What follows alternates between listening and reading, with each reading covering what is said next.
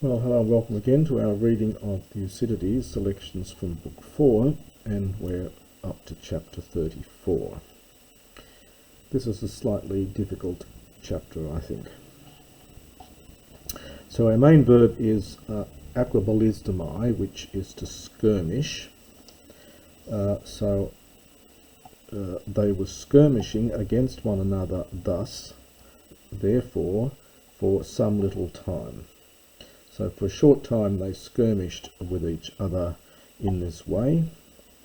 Genitive absolute, the Spartans, and there's the participle here, dunaminon, the Spartans no longer being able, ep ek thein, from epi plus ek plus theo, to run. So the Spartans no longer being able to run out against them oxios quickly,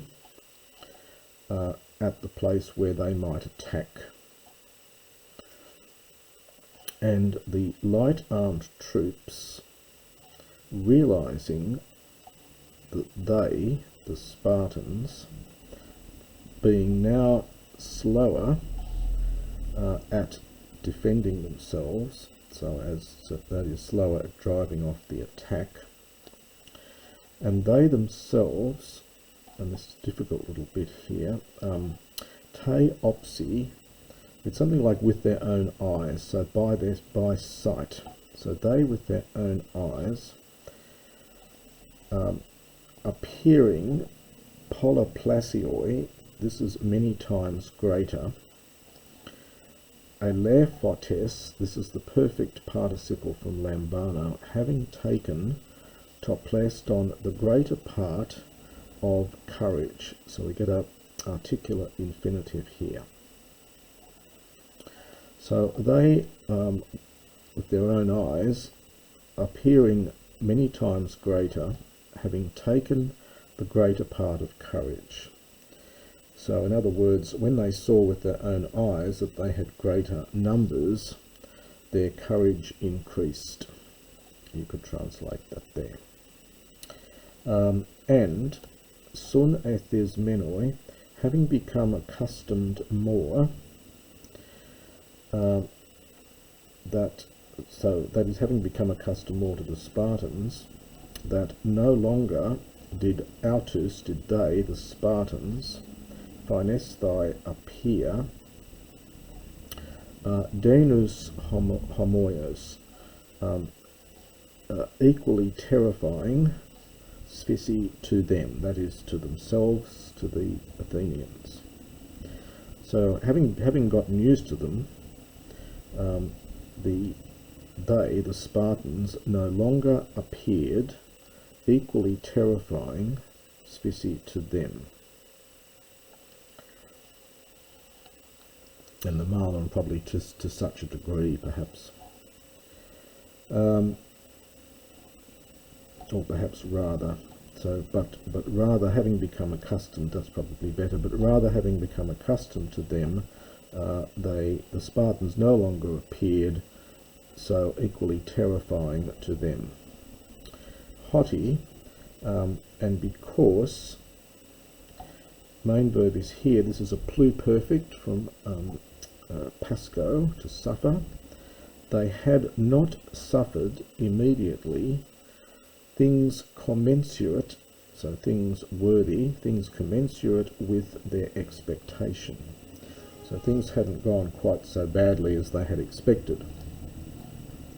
As when first they disembarked, literally being enslaved in their opinion.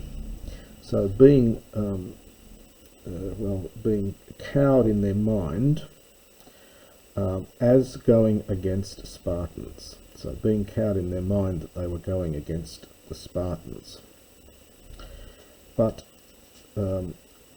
having now despised them, and this is making a shout, they went forth against them, athrioi, well, en masse, so collectively as a group.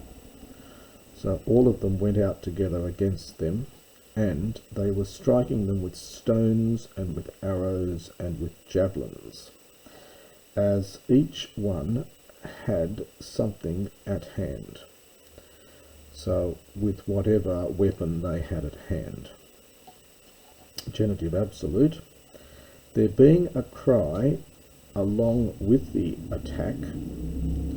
So genitive absolute here, since there was a cry along with the attack, ekplasis, well, something like terror really, fell upon men unaccustomed to such battle. Well, it's a very odd expression here. You'd think the Spartans would be used to the noise of war, but this is what he says here. So it's something like panic fell upon the men being unaccustomed to such sort of fighting, to such battle, to such fighting, and dust, much dust was advancing upwards from the forest recently burnt. This is the perfect passive from Kaio. The aorist is ekausa. So being burnt, and it was aperon, it was impossible to see top the area. It's the common usage of the neuter, sometimes ta, sometimes top, the area in front of them, singular here, so each one not being able to see in front of them, by the arrows and the stones coming from many men and being carried along at the same time with the dust, perhaps the dust storm or something, but with the dust. And the task at that point, kathistata, often used just like the verb to be, it literally is established. So the task there was difficult for the Spartans. The task there was difficult for the Spartans. And we get ute, for neither, hoi piloi, these are these felt caps they used to wear. So the felt caps, so neither did they estegon. Well, this is connected with stegos, a roof. It's to cover things over to keep out, perhaps give coverage against the arrows, and the doratia, the little, it's a diminutive here, so literally the small woods, but this is used of the spears.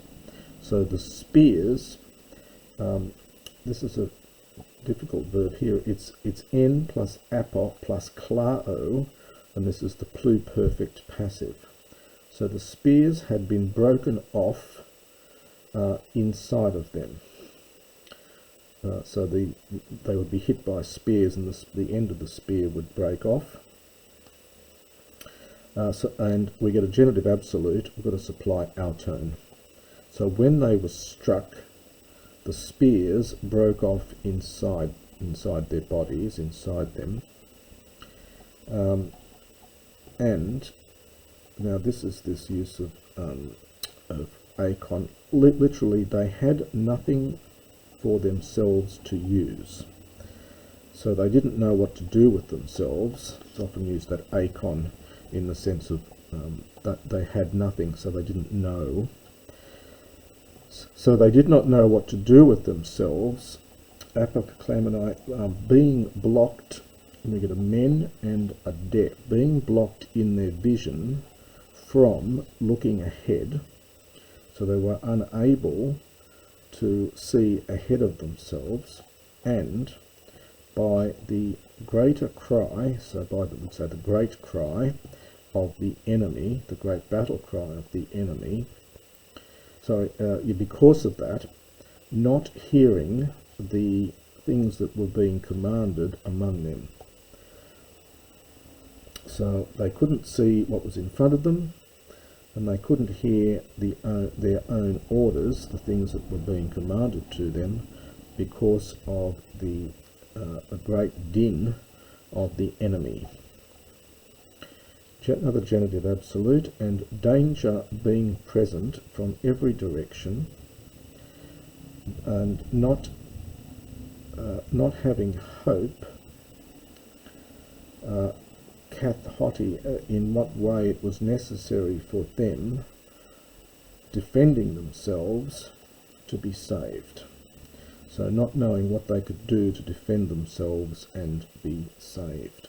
Aorist passive infinitive here. So that's the end of that chapter.